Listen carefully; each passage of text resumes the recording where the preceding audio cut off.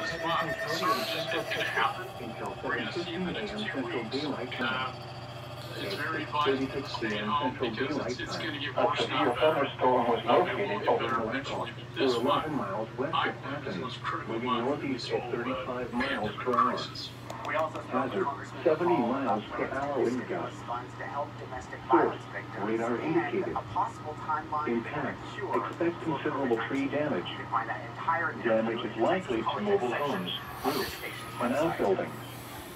Locations impacted include Athens, Barakoff, Eustis, Trinidad, Caney City, Cane Springs, Log Cabin, Murchison, and Staff Harbor. A tornado watch remains in effect until noon Central Daylight Time for Central and North Central Texas.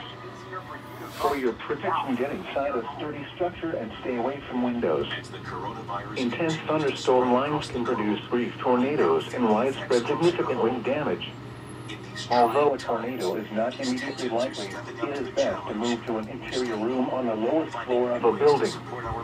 The storm may cause serious injury and significant property damage.